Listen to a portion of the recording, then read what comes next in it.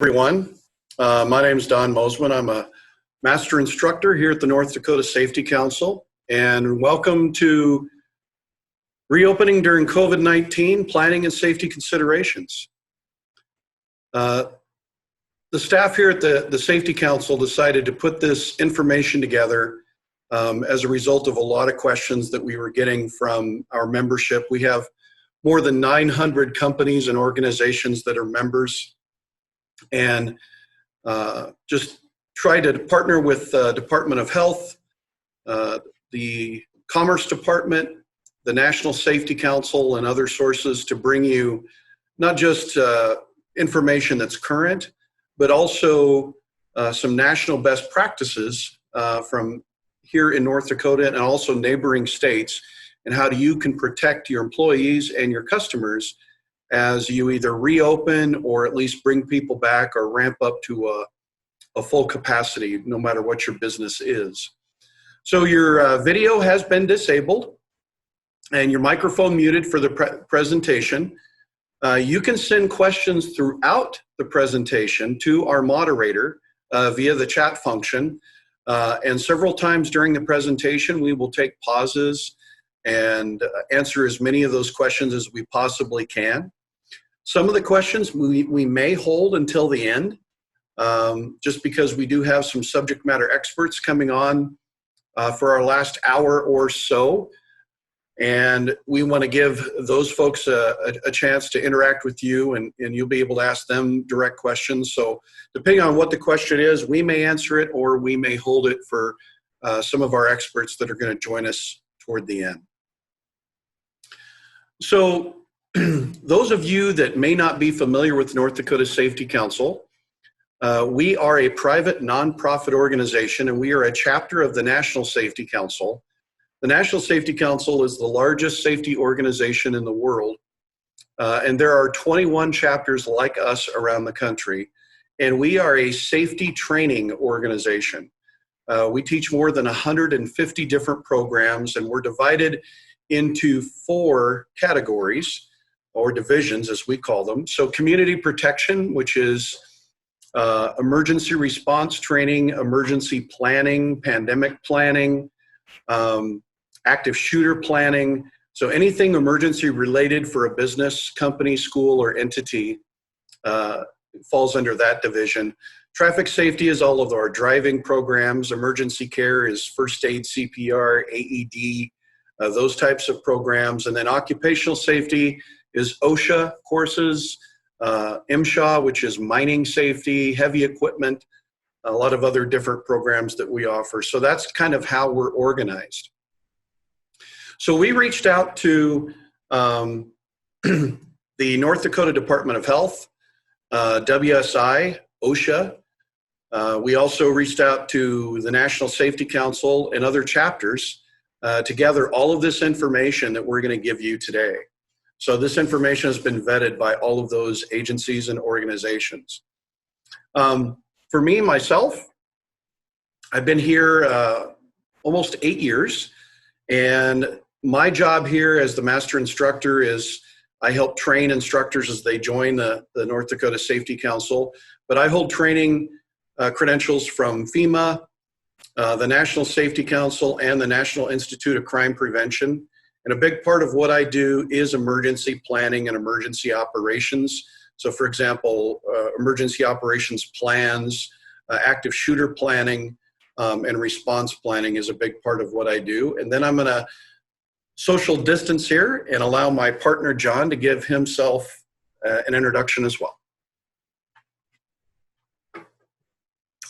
Good morning, everybody. Welcome to the presentation. My name is John Woot. I'm the Emergency Care Program Manager here at the Safety Council. My background is in emergency medicine, in the EMS field, as well as emergency operations planning, large-scale event planning for EMS response, and so on and so forth. And I will be presenting the second half of our presentation today, shortly after dawn. So I look forward to speaking with you guys then.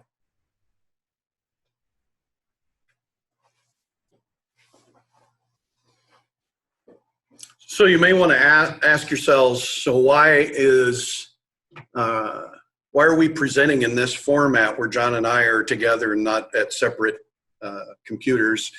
And that's by design. John and I want to make sure that we interact with each other constantly, vet the questions, make sure that one of us may be doing research with other agencies while you're asking certain questions. So, but we are social distancing while we present this to you.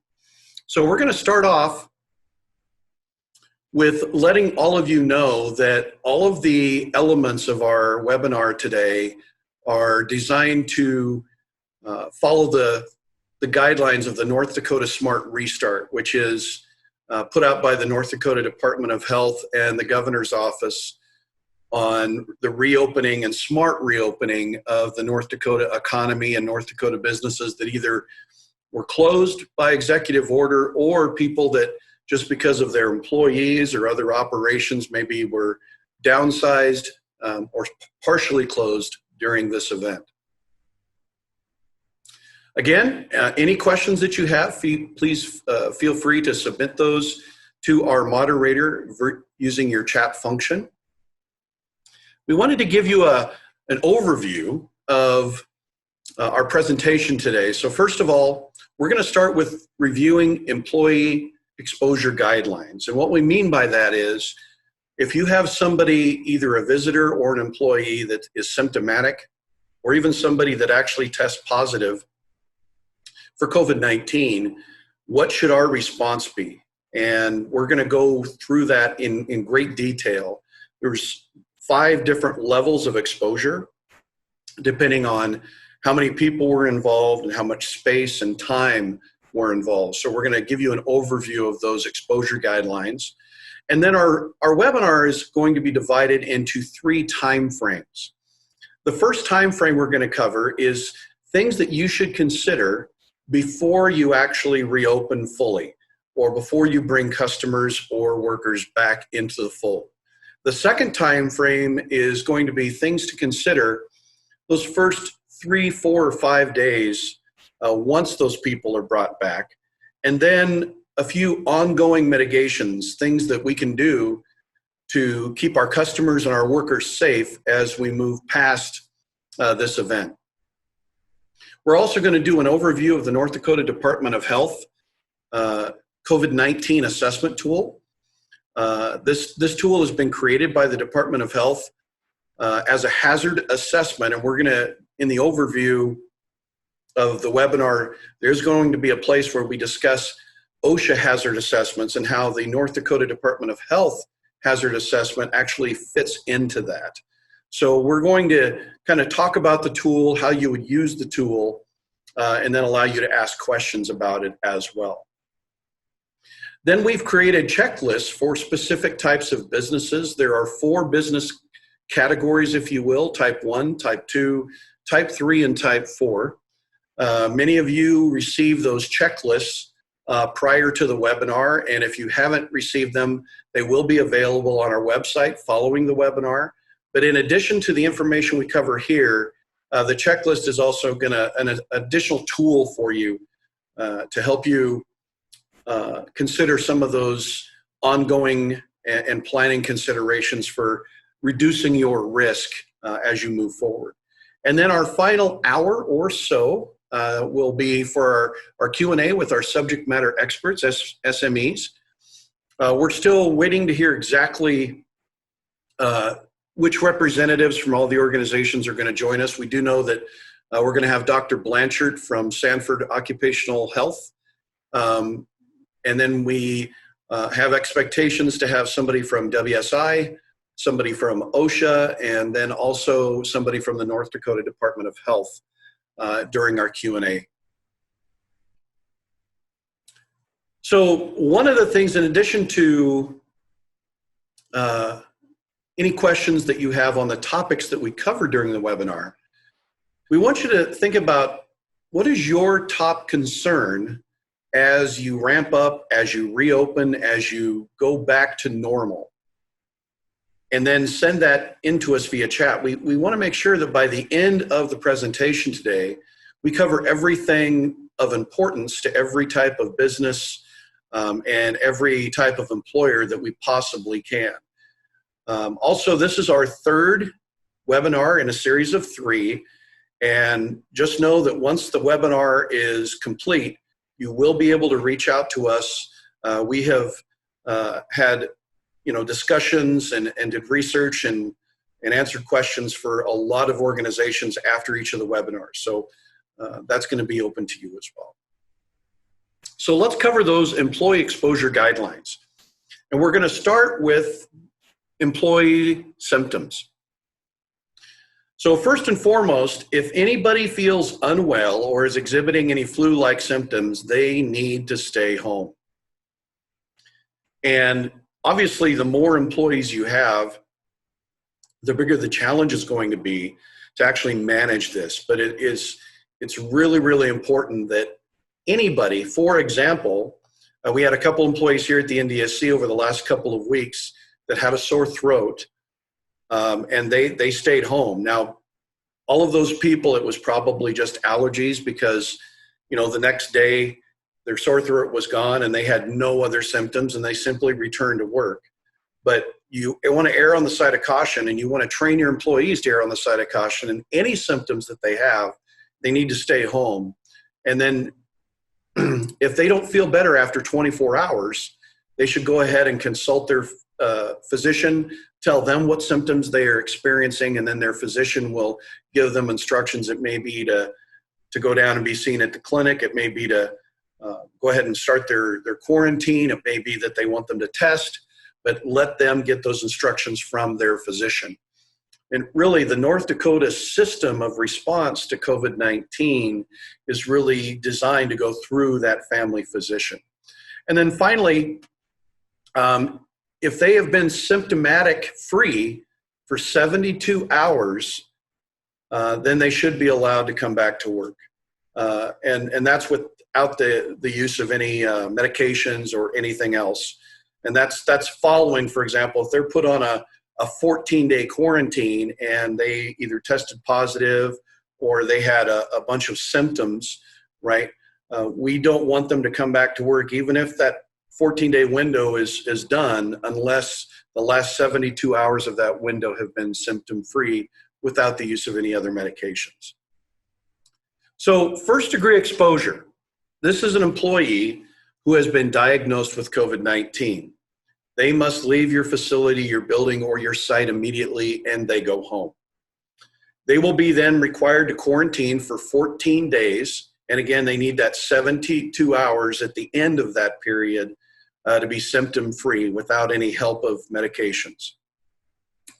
And if that person has been diagnosed or tested positive for COVID-19, everybody in their family will also then need to quarantine under that same guideline.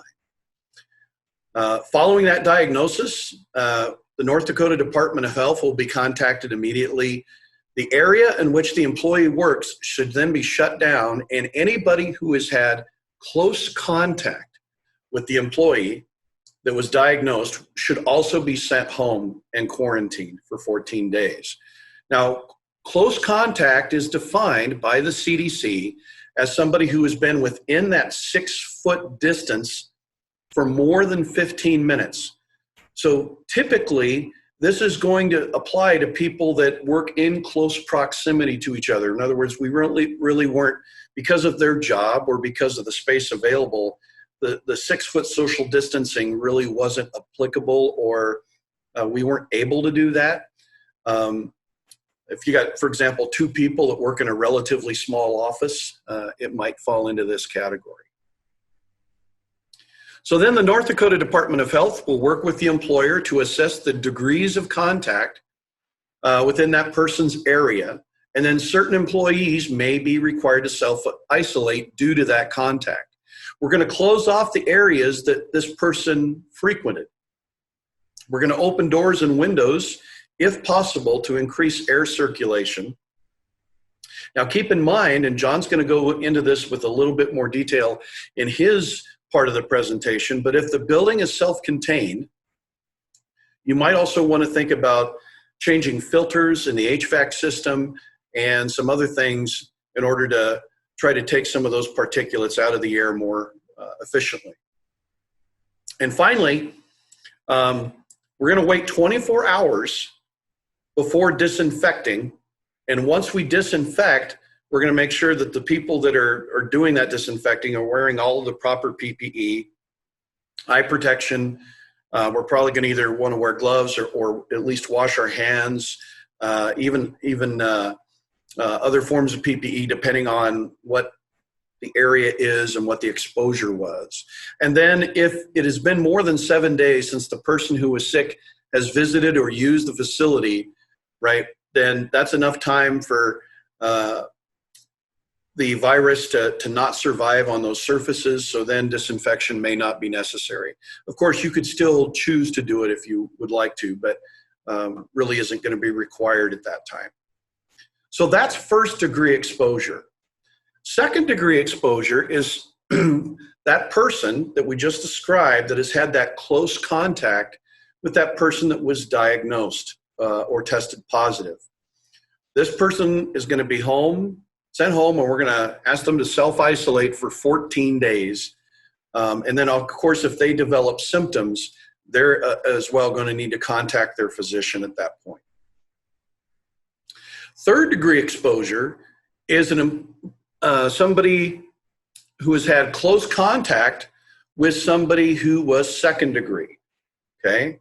This person is also going to be asked to self-isolate for 14 days due to that exposure, right? So one way to think about this is the testing positive person, the person that has had close contact with that person, and anybody who has had close contact with that person, so 3 levels, they're all going to be asked to self-isolate for a minimum of 14 days. And then again, if they develop symptoms for second and third degree, they're going to need to contact their physician. Then we have fourth and fifth degree. So now we're talking about people that have had passing contact with that third degree exposure person. So an employee who has had contact with a person outside their household, a friend, a family member, let's say somebody goes over to dinner at somebody's house, and that person was in contact with them, that in that situation, that employee will not be asked to self-isolate, okay? If an employee who has had close contact with somebody who is considered to be fourth degree exposure, then that person also will not be asked to self-isolate, right? So it's those first 3 degrees of exposure that we're going to ask them to self-isolate for a minimum of 14 days. So we mentioned that we've divided the type of businesses up by 4 different types of categories and developed a checklist for each business. Now, it's really important for John and I to communicate to all of you that this information, and this also is going to apply to the North Dakota Department of Health assessment tool, one size does not fit all here. In other words, every single business is going to have different facilities, different types of doorways, different types of entrances, number of employees, types of customers. So really, the mitigation plan that each business develops is and should be different. No 2 should look exactly alike because no 2 sites, businesses, or locations are exactly alike. So business categories. Type 1 is considered large employee groups. So this is going to be manufacturing, warehousing, telecommunication centers, traditional large offices. So typically type 1 is a large number of employees that are in relative close proximity to each other in a site or in a location. So you're going to refer to the type 1 checklist. Type 2 is retail and personal service. So most of your retail stores, small storefront type businesses would fall under this category. And this is small or large groups of customers who interact with a relatively small group of employees. So that it's not so much that the employees are in a large number. And type 2, it's the customers, depending on the size of the business. Type 3 is referred to as mobile direct or service industries. So here we're talking about landscaping, home repair businesses, construction companies, oil and gas, transit, for example, buses, taxis, and rideshare businesses as well. These are employees and or customer interaction that is in what is called non-routine spaces. So for example, we're together in somebody's garage, we're together in somebody's vehicle, we're together at the entrance to a home. We've got workers in construction, for example, that are either operating a piece of equipment in close proximity, or even in a UTV or an ATV. Then type 4 is gathering places. So here we're talking about where not just employees, but employees, customers, and visitors all come together. So schools, churches, care homes, parks, restaurants, and most routine office locations that aren't huge, okay?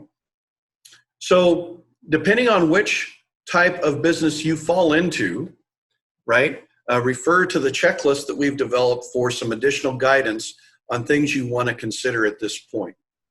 So now we're going to take a pause and answer a few questions, and we'll start by going to our moderator, Lisa. Lisa, do you have any questions that have come in so far? Just one. Just wondering if we could talk about the second wave of cases outbreak within the facility. Lisa, that's probably going to be one that, you know, and I think what we're referencing there is that as things slowly start to reopen, are we going to see a resurgence? Are we going to see our numbers of cases of COVID-19 in the area increase? There is that likelihood as people come back and start, you know, going back to a normal way that we live. But I think if we want to hold on to that question for a more definitive answer, if we're going to have a representative from the North Dakota Department of Health present on the last hour of our presentation today, we'll have them field that one. So, yeah. And as a minimum, you definitely want to plan for that possibility. In other words, you should have a written pandemic plan, and that plan should include having to basically go back to scratch here and either, you know, scale back your operations or close down again, because it is possible that could happen. But we're going to go into more details on that later. Did you have any other questions before we get to ours that we have here, Lisa? Yep. Rachel would like to know, how do you determine huge office buildings? That's a good question. So I'm assuming to divide into the type category that you fall into. I would say, you know, any office operations that have more than 50 people would probably fall into that category, but it also kind of depends on how much space. So for example, if those 50 people are divided in a building that used to hold 400, and we've got people spread out on different floors and they're not really piled on top of each other, then they probably wouldn't fall into that type 1 category. But if I've got 50 people that are all in cubicles and all together, then yeah, that's probably gonna be a type 1. But I would say 50 people is a good standard that we can follow. Any more, Lisa? Nope, I think we're good. We've got a couple here. Katie would like to know, she says, I work at a staffing agency. My concern is ensuring my employees do not work if they are sick or have been exposed. My worry is that they will not report symptoms to me. So that's a really good question, Kate, and that's definitely one that we have heard before. So really, from our perspective, this comes down to 3 things, right? First of all, employee training. So you got to train your employees on the importance of reporting their symptoms, and you should have a function in place, like a plan in place on how they're going to do that. But really, it's getting them to understand the importance of it, and it's to protect them and protect customers, even protect their own family. And it's really about educating them on that fact. Katie, I'll add on to there as well. as we get into the presentation, we're going to talk about screening both staff and visitors as they enter our buildings. And one of those things that you might use to mitigate that concern would be checking employee temperatures every morning before they enter your building. Obviously, if they show signs and symptoms of a temperature, that's kind of one that's hard for them to hide. So we'll talk on a little bit more of that. Thaddeus wanted to know, what about the 2 to 3 day contagious period before they start to show any symptoms?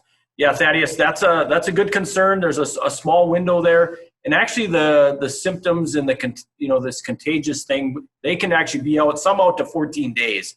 About 80% of people are showing symptoms in that roughly 5 to 6 day range. So we do need to be careful, but again, we got to put a lot of that trust back on our staff. That if they have any just feeling of tiredness, those very initial symptoms of showing that they're going to be getting sick, we need to really encourage those people to stay home. So that is a very difficult thing.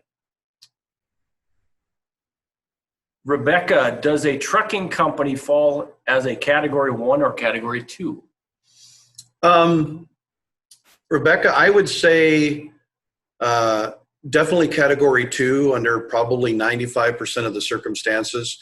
So, you're talking about having employees in non-routine spaces, and later on, we're actually going to talk about some guidelines for employees that are in and out of vehicles, and some things to consider there. So we'll give you some additional information on that as we go forward. Morgan would like to know, which category do emergency services like volunteer fire departments fall under? Would that be type 3? Yeah, so Morgan, I think, again, it's kind of going to be dependent on how many vehicles, how many employees you have. But I think the checklist that would serve you the best would probably be the type 3 checklist. Morgan, obviously I come from a similar background as you. And my thoughts would be that we probably have 2 categories for emergency services. We have our station time, where depending on the number of staff we work with, Don mentioned the vehicles, will determine a few things. But obviously, as we're out responding to emergencies, things fall into a different category. If you're responding to medical calls or dealing with customers, that may put you into that high risk category as well from a public safety perspective. Yeah, I can see, for example, with EMS, almost having 3 exposure scenarios that you need to plan for. One in mitigation processes. One is when they're basically in their home environment, their station, their office, if you will. The next would be when they're in their equipment, traveling, and then when they're on site with people that they're treating. So we need to have a mitigation plan for all 3 of those. Jay Mordini would like to know, is there a place for people to get tested if people choose to, just to see if they are positive with no symptoms?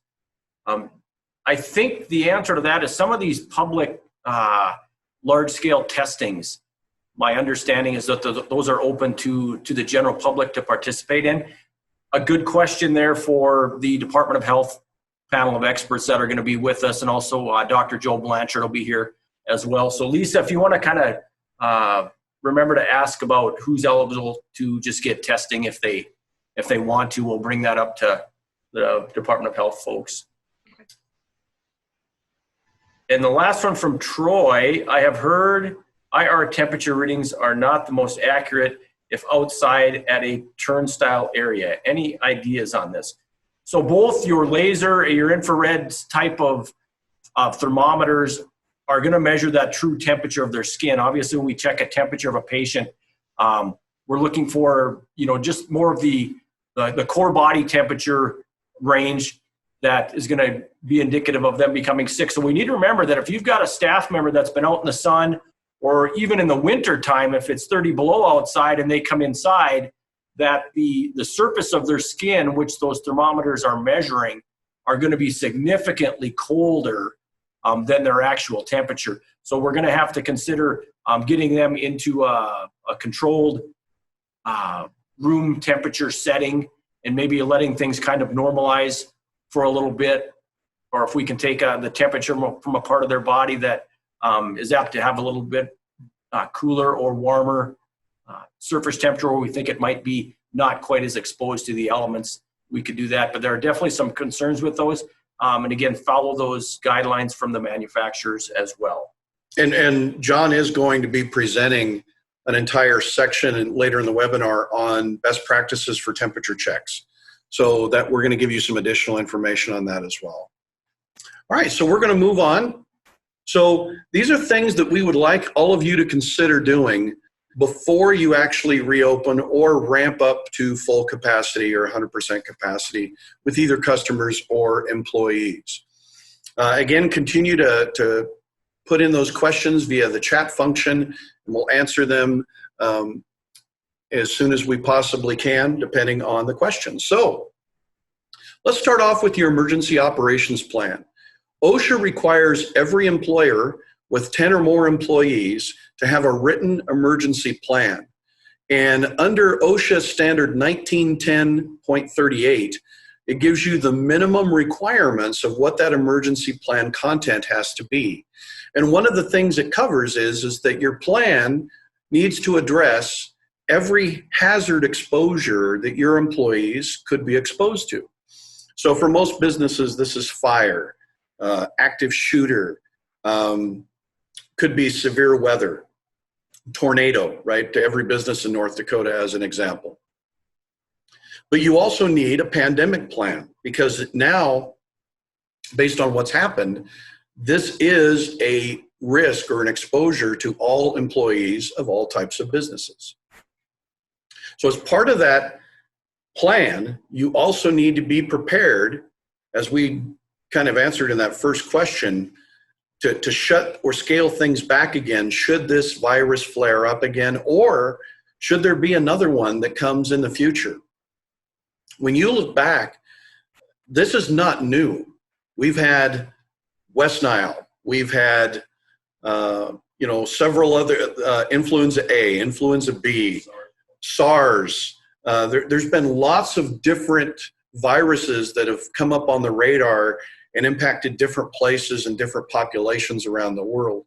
So the chances are that this is not the last virus that we're going to see. So we need to have a good plan in place, whether this one comes back or another one should rear its ugly head in the future. Now, if you don't have an emergency plan or really don't know how to create one, please feel free to reach out to us, because that's one of the things that we do here at NDSC. So start with facility notifications. And what we're talking about here is educating people, your employees, customers, visitors, what the rules are for your building when they come in. So travel restrictions, and just follow the Department of Health and CDC guidelines.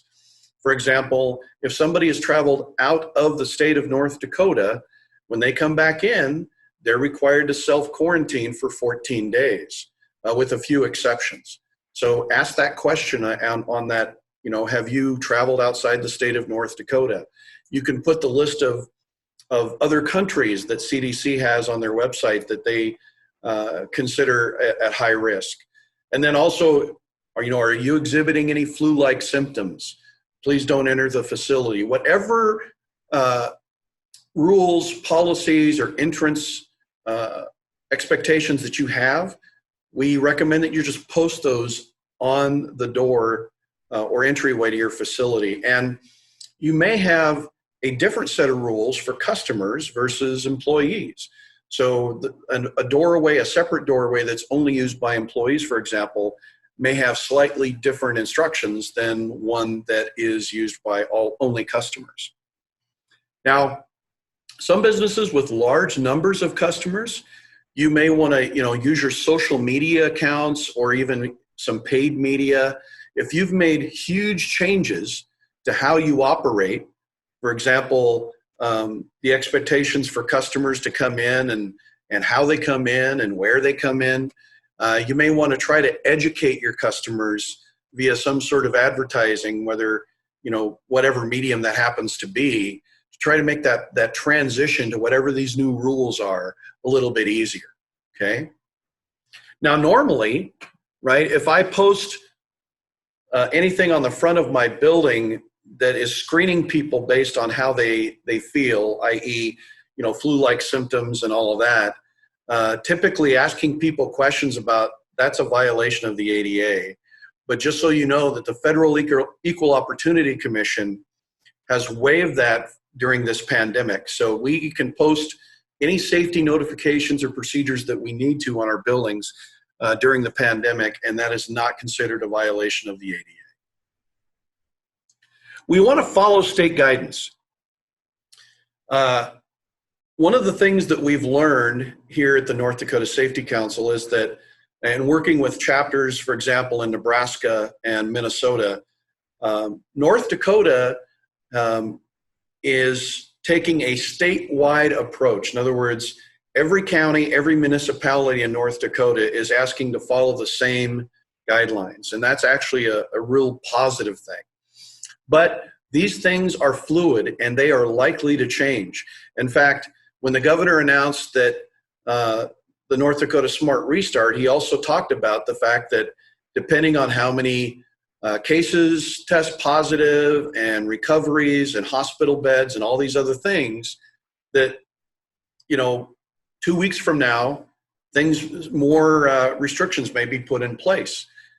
So the only way that we're going to stay on top of that is to visit the North Dakota Department of Health website. There's also great information with the North Dakota Department of Commerce. Keep up on those statewide guidance websites and information so that if things change, we can adapt to that change while it happens. Now, we taught a couple of webinars here at the NDSC where we went into great detail on the biology of COVID-19, how it spreads, what the molecules of COVID-19 actually look like, and how the virus behaves in an environment. And we're not going to go into that detail for this webinar because this is about, protecting our employees and customers in the reopening phase. But we did feel it was important to give you, at least anybody that didn't attend that first webinar, to understand a little bit about this threat. So when a person coughs, spits, sneezes, or even talks, droplets are expelled from our mouth and they're launched into the air. In some cases, depending on air movement, air temperature, and other environmental factors, they may even travel farther than 6 feet. But 6 feet has been determined by the CDC to be a good estimation of distance that it is somewhat unlikely that those will be spread farther than that. So that's why they're asking us to social distance for that minimum of 6 feet. Now, wearing a cloth mask will reduce the probability of spread by breathing in droplets, but even more than that, a mask really protects other people from you. So if you're symptomatic and you cough or sneeze or something like that and you're wearing a mask, that it's going to keep those droplets from expelling into the air and possibly infecting somebody else. The other thing is that it's possible that there's going to be hundreds of thousands of people in our population that are asymptomatic. And those people could, for example, they could be carrying the virus and not have any symptoms, and they don't know it. So when we wear a cloth mask in public, again, it protects everybody. And that's why, a lot of states, municipalities, and businesses around the country are recommending masks. Now, in North Dakota, they are not mandated. They are recommended for businesses to use. There are some, I think, restaurants may be mandating them for their staff, obviously healthcare workers, but businesses in general are going to be making those calls. And then transmission can also occur. So when we expel those droplets, right, and those droplets fall onto a surface, and then we touch that surface, then those molecules of the virus are then on our hands. And then where that person becomes infected is when that hand touches your face. So we scratch our eyes, we have an itch on our ear, some opening, right, and our hand touches that opening, that's how that transmission takes place. So it's really important on employee training, for example, that they understand the importance of, doesn't matter whether they wear gloves or what they do, they need to wash their hands consistently all day long. And we'll talk about more on that a little bit later. But just by simply retraining our brain not to touch our face is going to reduce our probability of getting the infection dramatically. So OSHA requires companies that fall under their purview, right, to do a hazard assessment of their work environment for their employees. And by the way, this also applies to office environments. So what is an OSHA hazard assessment? Don't let the nomenclature scare you. What it is basically we look at the environment in which people work and we do an investigation of what hazards or what dangers are those employees in that environment exposed to. Is it a chemical? Is it airborne? Is it ergonomic, right? Running a piece of equipment, working in a dangerous site. See, those are all hazards. And then we have to come up with a mitigation or a plan of how we're going to protect that employee from that hazard. OSHA has something called the General Duty Clause. And under the General Duty Clause, all of those employers are required to furnish a workplace that is free of recognized hazards. And the key word there is recognized. In other words, OSHA doesn't expect us to have eyes in the back of our head and know everything that's coming. But once we know that a hazard exists, once we've identified a hazard, then we have to protect our employees from it. And they're looking for a good faith effort here. In other words, as long as we have taken reasonable steps to protect our employees based on how many people and the overall circumstances of the hazard, that's all they're looking for. Okay. So the North Dakota Department of Health COVID-19 assessment can be part of your OSHA hazard assessment. Part of that OSHA hazard assessment now should be, we need to address what exposures do we have, or do our employees or our customers have, specifically our employees when it comes to OSHA, from COVID-19. So that tool that we're going to present to you here in a little while should be part of that overall OSHA hazard assessment that you conduct. Now, when you conduct the assessment, you're going to examine all the hazards that may impact your employees, and then you're going to use what's called the hazard control hierarchy or hazard control method model to come up with the mitigations or plans on how you're going to address all these hazards. Now, it's called a hierarchy because there is an order in which OSHA wants you to mitigate. And we start with engineering. And so once we define or discover a hazard within our work environment, the first thing we want to do is ask ourselves, can I engineer this hazard out? Because if we engineer it out, the hazard is gone and there is no exposure to the employee. And I'll give you an example.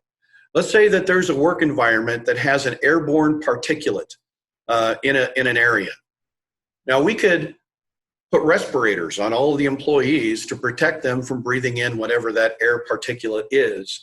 But if we install a new high-tech ventilation system that takes all those particulates out of the air, then the hazard or the exposure for those employees is now gone. That is the difference between an engineering fix and a personal protective equipment or PPE fix. So if we can engineer it out, we do that first. The second in the control method hierarchy is administrative fixes. So an administration fix or administrative fix is a policy, a procedure, or a rule that we ask our employees to follow to mitigate their exposure to whatever that hazard is, right? So, okay, when you're doing job X, this is how you have to do it in order to keep yourself safe. And then the last item on the model is PPE. The reason that personal protective equipment like ear protection, eye protection, masks, whatever, the reason that's last on the list is because, think about this, if somebody is wearing PPE, an employee is wearing PPE, the hazard is still there. PPE is just a temporary barrier between the hazard and the employee. So if we don't have any engineering or administrative options, then we use PPE. Okay, so now we're going to take a slight pause and see if there are any additional questions. So we'll go to our moderator, Lisa. Lisa, do you have any questions that have come in on this last segment of the webinar? I do not. Okay, John? We do. We have a question. We just had another one come in. We have a question from Katie. Katie says, we are located in Grand Forks, so we are near the state line. Is it okay if our employees work here and live in Minnesota? Katie, so that's a great question. Now, North Dakota has their set of rules as far as traveling within the state, and also there's one of the exceptions to not having to quarantine is employees that commute across state lines. So if an employee lives, say, on the North Dakota side and they're commuting into Minnesota, they would be exempt from having to self-isolate for 14 days once they get back to North Dakota. My understanding of how things are written now is that if your employees live in Minnesota and are commuting into North Dakota, that they're going to have to play by the Minnesota rules. And so I would refer you back to the Minnesota Department of Health, to the guidelines that they have put into place in Minnesota. My bet would be that they are similar to North Dakota. I haven't looked at them, but if you want to check with the commuting policies for Minnesota, I would imagine you'll find your answer there. And our subject matter expert from the North Dakota Department of Health might be able to answer that for us as well. So we'll bring that question up for them. All right. So question here from Elliot. Would like to know, he says there is talk of COVID hotspot locations around the country. Is there a resource website where a map or listing of this can be found? I have researched and couldn't find anything like this.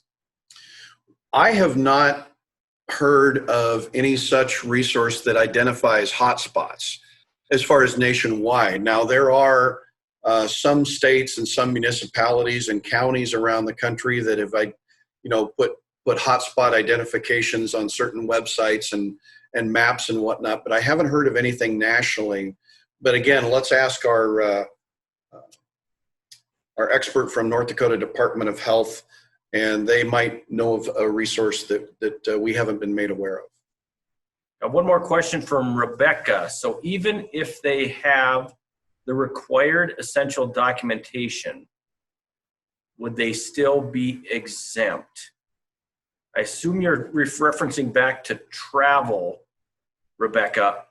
If they're an essential employee and they have appropriate documentation to be traveling for work-related activities, my understanding is that then they would be exempt from the 14-day isolation process.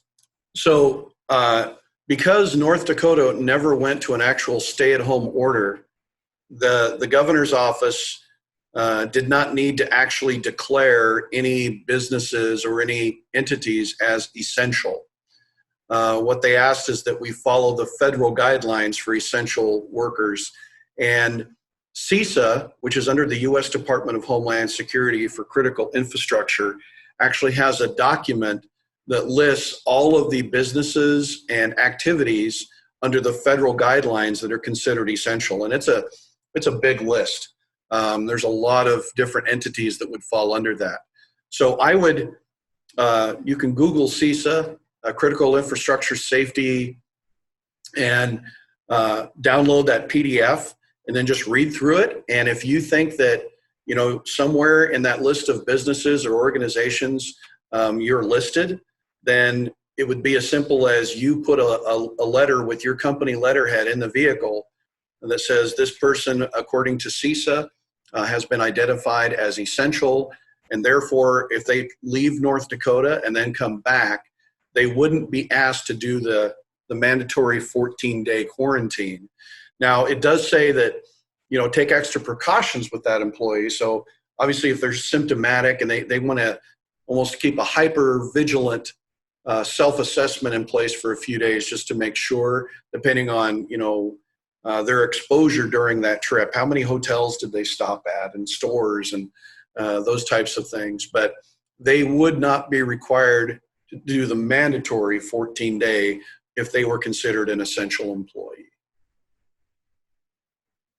All right, so let's talk about the North Dakota Department of Health assessment tool for COVID-19. Now, we've made this assessment tool available. It's going to be, you can download it off our website. You can also download it directly off of the North Dakota Department of Health website. But what we want you to do is consider this as a part of your overall OSHA hazard assessment.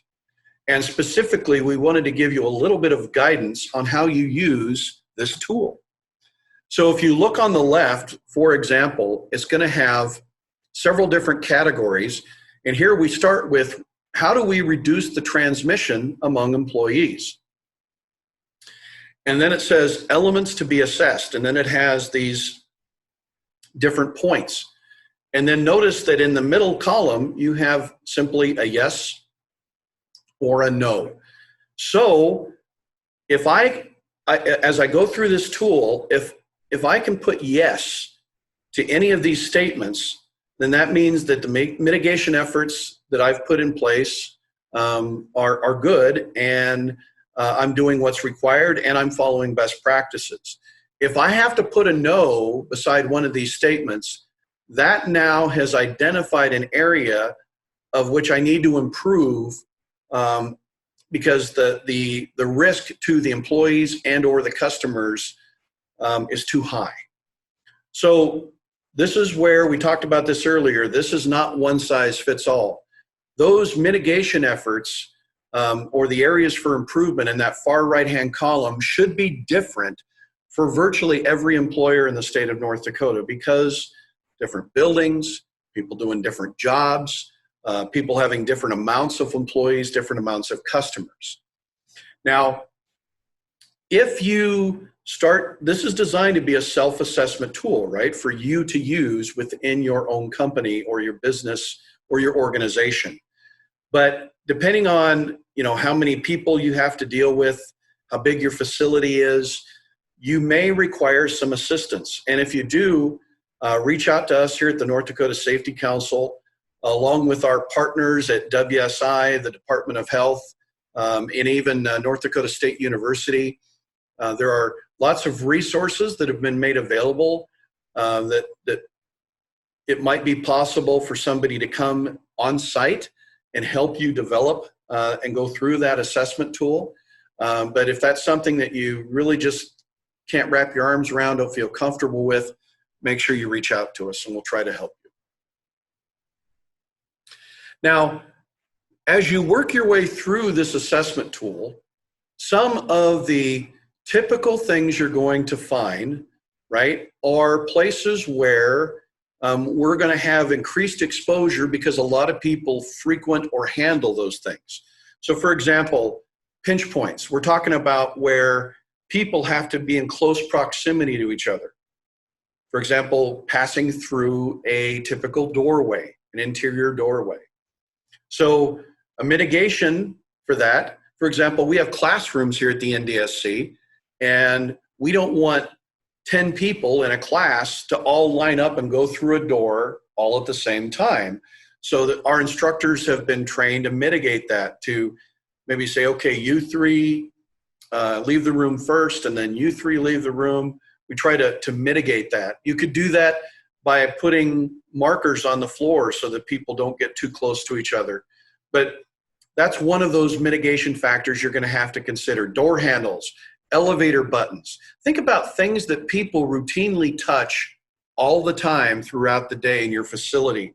And you're going to have a plan of how you're going to mitigate those exposures and disinfect those surfaces. And John, in his segment, is going to give you specific examples of some procedures and ways that you might do that. Shared spaces, in other words, people that, for example, sharing an office, and shared tools and equipment. If somebody is, for example, a mechanic, the very first time that they use something that anybody else uses, they probably need to disinfect that item before use. And that should be an administrative rule or procedure now in this new environment we're in.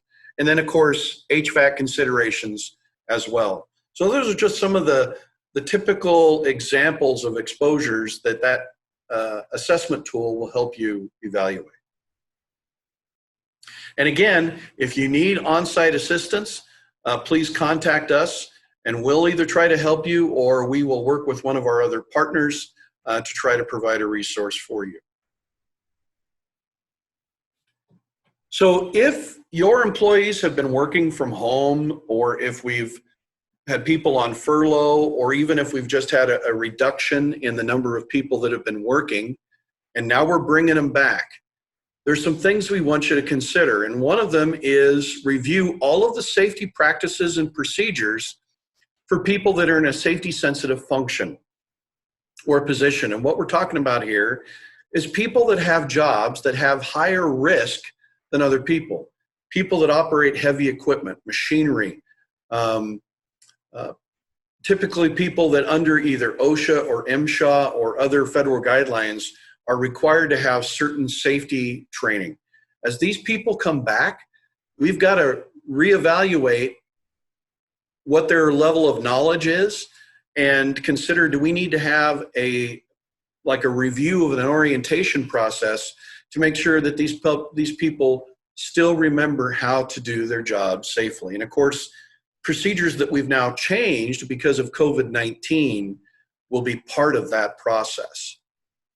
And then we want to check for, did we have certifications that expired, or things that documents that they're required to do their job that might have expired, right? We want to evaluate that before we bring that employee back, and then address all those things before we actually put them back onto the job. So we are now going to take a 5-minute break. And then when we come back, we'll review any other questions that came in. And then John is going to start his segment. So we will start our timer here, and we will see you all back in approximately 5 minutes.